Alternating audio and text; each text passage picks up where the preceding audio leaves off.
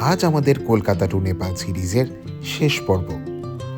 কিন্তু ট্রিপ শেষ হচ্ছে বলেই যে অ্যাডভেঞ্চার শেষ হবে তার তো কোনো মানে নেই।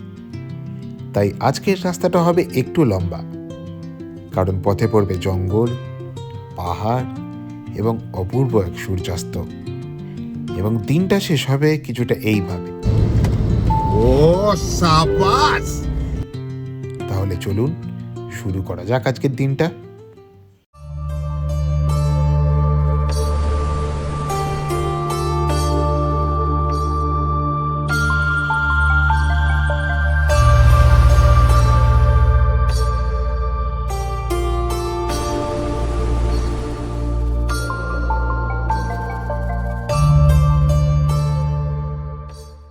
Good morning from Muzaffarpur. এখন বাজছে, বা আমার ঘড়িও বন্ধ হয়ে গেছে, কটা 9টা 9:30 বাজবে হয়তো। এই কটা বাজে রে এখন? 9:32। I was accurate. তো এই যে আমাদের এখন চেক আউট করার সময় হয়ে গেছে। আমরা রুম থেকে বেরিয়ে আজকে যাব সোজা কলকাতা। রুমের তো ছন্ন ছাড়া অবস্থা চেক করতে গিয়ে, যাক কিছু করার নেই। আমরা আমাদের হ্যাঁ, রুমটা কিন্তু আমরা অনেক সস্তাতে পেয়ে গেছি, সব ডিটেলস দেবো পরে। চলো এখন বেরোনো যাক। এই যে আমার ধুলো মাখা প্রাণের টুকরো, এখন তোকে আগে ভালো করে খাওয়াবো পেট ভরিয়ে, তারপর আমাদের বাড়ি নিয়ে যাবি। তো চলো, let's start the journey home, way back home. এই গাড়িটা শুনবো, গাড়িটা বলছি, এই গানটা শুনবো, এটা আমার খুব পছন্দের গান। ভদ্রলোক, নিপাট ভদ্রলোক। আমরা সব কিছু জেনারেলাইজ করি, সবার কথাই বলছি। we generalize people and region, কত সুন্দর একটা এক্সপেরিয়েন্স। ও, এটা উল্টো দিকে যেতে হতো আমাকে, sheet. Why is Google Maps doing this every time?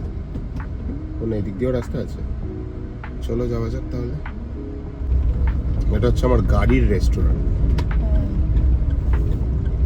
तो खिलाना पड़ेगा फिर ये भागेगा। ये दौड़ेगा।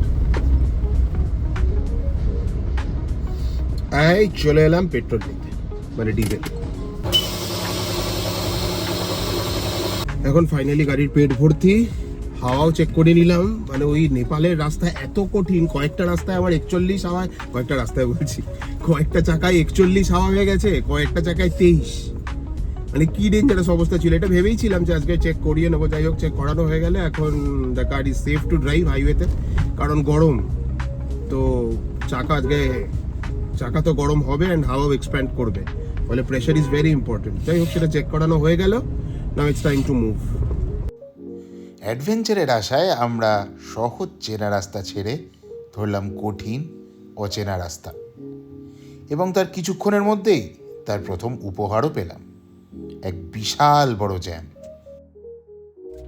আমরা বেগুসারাই পেরোচ্ছি এখন। কালকে রাত্রে আমাদের এখানে আসার কথা ছিল, কিন্তু পৌঁছতে পারিনি। যাক, আজকে সকালে বেগুসারাই পেরোতেই রাস্তা কিছুটা খুলল। নতুন রাস্তার এক্সাইটমেন্ট সবে আসতে শুরু করেছে। ঠিক তখনই এই আরেকটা বিভৎস জ্যামে পড়েছি। লাস্ট 10 মিনিট ধরে একই জায়গায় দাঁড়িয়ে আছি, এই এখন একটু গড়াতে শুরু করলাম। বেগুসারাইয়ের ওপর দিয়ে গঙ্গা পেরোতে গেলে যে ব্রিজটা বিশাল বড়। কেনই বা হবে না, গঙ্গার সাইজটা কি, এইদিকেও যেরকম চওড়া, এইদিকেও সেরকমই চওড়া। রাস্তা খুলতেই বিশেষ চিন্তাভাবনা না করে আমি এক্সিলারেটরে একটু জোর দিলাম, কারণ পরের দিন অফিস আছে। সময় মতো যদি বাড়ি না ঢুকতে পারি, গভীর সমস্যার সম্মুখীন হতে হবে আমাকে। রাস্তা এত ভালো এবং দৃশ্য এত সুন্দর যে গাড়ি আমার থামাতে ইচ্ছে করছে না, কিন্তু পেট তো ডাক দিচ্ছে, কিছু করার নেই। ফলে কিছুক্ষণের মধ্যেই আমরা লাঞ্চের জন্য দাঁড়ালাম। বিহারে জামুইয়ের কাছাকাছি একটা জায়গায় এসেছি, এখন প্রায় 2টো বাজছে, তাই লাঞ্চটা সেরেই নিচ্ছি। তো লাঞ্চে নিয়েছে 4 পিস চিকেন আর ভাত ওর জন্য, আর আমার জন্য রুটি আর চিকেন। দুপুরবেলা লাঞ্চ সেরে আবার এগোনোর পালা। এখনও বাকি আমাদের কত, অ্যারাউন্ড 400 কিছু কিলোমিটার। কিন্তু রাস্তা যেহেতু এরকম পাতলা, ট্র্যাক্টর আসছে রে ভাই।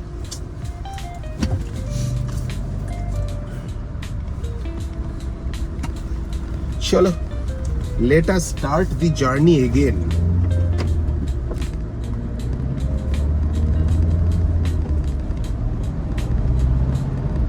রিয়ার ভিউ মিরারে পাহাড় দেখতে পাচ্ছি, তো সেটা ওই কোনায় সেটাও এক্ষুনি মিশে যাবে। Sad case. আবার জাস্ট পাহাড়ে উঠতে আরম্ভ করলাম। তাই হ্যাঁ, বি সেফ ড্রাইভ স্মার্ট। এক্ষুনি একটা লেখা দেখলাম, drive carefully, 90% of all people are caused by accidents. যে লিখেছে সে ঠিক লিখেছে না ভুল লিখেছে জানি না, বাট কথাটার মানেটা একটু অন্যরকম আর কি। টেকনিক্যালি নর্থ বেঙ্গলের থেকে এই পাহাড়গুলো আমাদের বাড়ির বেশি কাছে। একদম তাই। সুন্দর দেখের মাঝখানে যদি একটা স্টেফে থাকে হেভি লাগবে এসে। দারুণ জঙ্গল।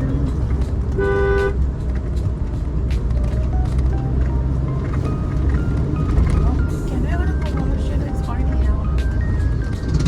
বেশি না, দু একটা রিসর্ট। নিশ্চয়ই আছে, থাকবে না তো হতে পারে না। আর ঝাড়খণ্ড ট্যুরিজমের নিজস্ব প্রপার্টি থাকবে। এটা যদি কোনো কি যেন বলে, ন্যাশনাল পার্ক হয় কিংবা কনজারভেশন এরিয়া হয়, তাহলে ফরেস্ট ডিপার্টমেন্টে তো থাকবেই।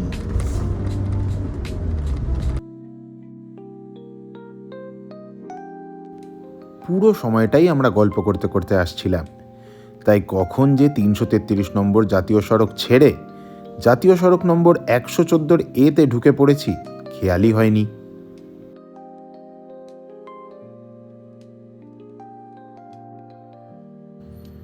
অনেক দিন ধরে দুর্গম হিমালয়ের রাস্তায় গাড়ি চালিয়েছি, তাই এখনকার এই বিস্তীর্ণ সমতল খোলা রাস্তায় গাড়ি চালাতে ভীষণ মজা লাগছে।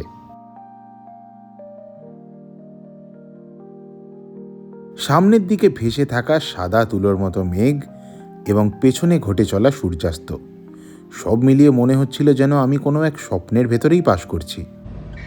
এই জায়গাটায় জাস্ট দাঁড়িয়ে আছি, এই দুটো ট্রাক বার করতে পারছে না, ঘষে যাচ্ছে বারবার বডিতে। এরা যতক্ষণ না বেরোবে কিচ্ছু করার নেই। কি অসাধারণ হচ্ছে সানসেটটা পেছনে। সত্যি এই জায়গাটা এসে হয়তো প্রচুর সময় বেশি লাগলো, কিন্তু দারুণ একটা জায়গা দিয়ে ফিরছি। দাঁড়া।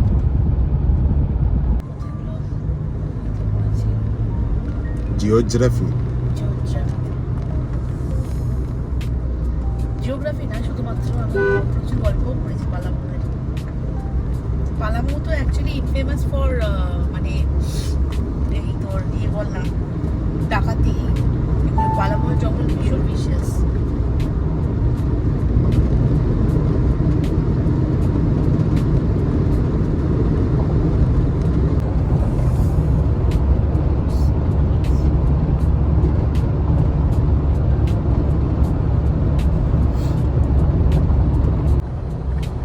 এই গাছগুলো, এটা তো ওই গাছটা, ঠিক আছে না, তুই জানিস না। রাইট।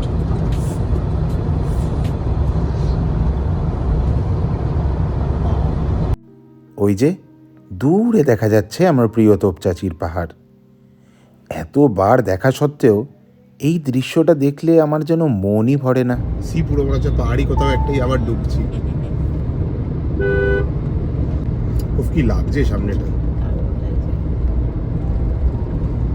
সানসেটের সাথে এই ব্যাপারটা যে হচ্ছে, উফ।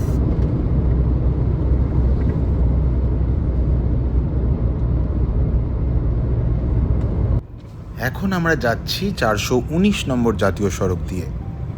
এই রাস্তাটা দিয়ে গেলে আমরা সোজা পড়ব গোবিন্দপুর মোড়ে, যেটা NH2-তে কানেক্ট করে।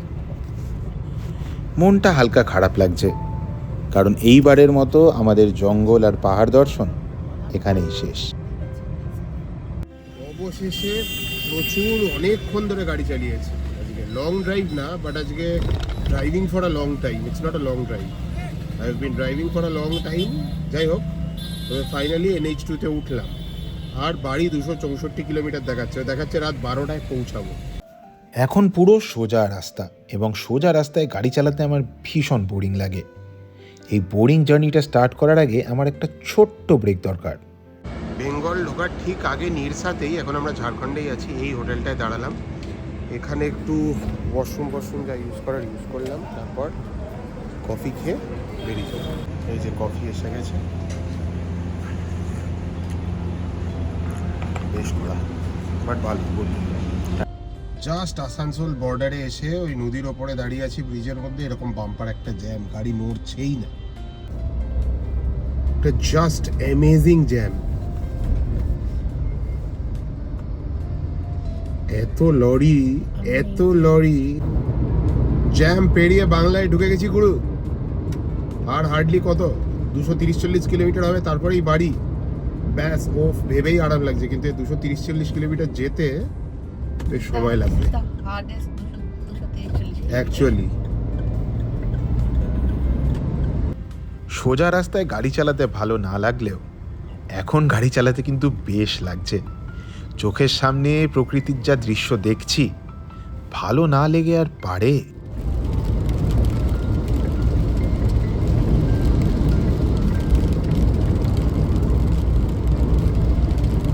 কাদা জল ছিটে ভাই আমার গাড়িটা ওদের 2 মিলিমিটার একটা কাদার লেয়ার হয়ে যাবে। লরিটার এটা না থামিয়ে দাও, নারীর দিকে নোংরা লোভের বাবা, একদম তুমিও হবে কোনো নারীর বাবা। খুব সুন্দর।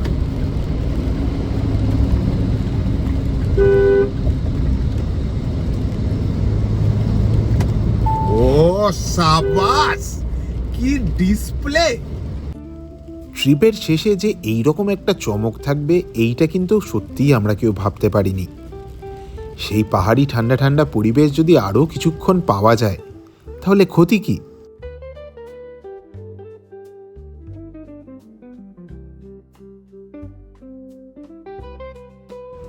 ব্যাস, আর কিছু দূর এগিয়ে গঙ্গা পেরোলেই কলকাতা।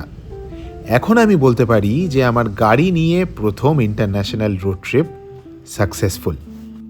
আমার কাছের মানুষগুলোর জন্য আমি এখন যেটা অনুভব করছি, এটাকেই বোধহয় কৃতজ্ঞতা বলে।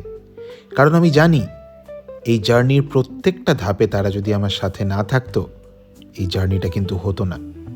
অবশেষে বাড়ি এসে পৌঁছালাম আমাদের পুরো নেপাল রোড ট্রিপ কমপ্লিট করে। টোটাল গাড়ি চলেছে 2517 কিলোমিটার। পুরো ট্রিপে অ্যাভারেজ মাইলেজ পেয়েছি 13। তুমি আবার তোমার ক্যাপাবিলিটি দেখিয়ে দিলে ভাই। জিও গুরু জিও। আমাদের নেপাল রোড ট্রিপ এখানেই শেষ হলো। দেখা হবে নেক্সট ট্রিপে। টাটা। আশা করি এই নেপাল সিরিজটা আপনাদের সকলের ভালো লেগেছে। যদি ভালো লেগে থাকে তাহলে চ্যানেলটি অবশ্যই সাবস্ক্রাইব করবেন।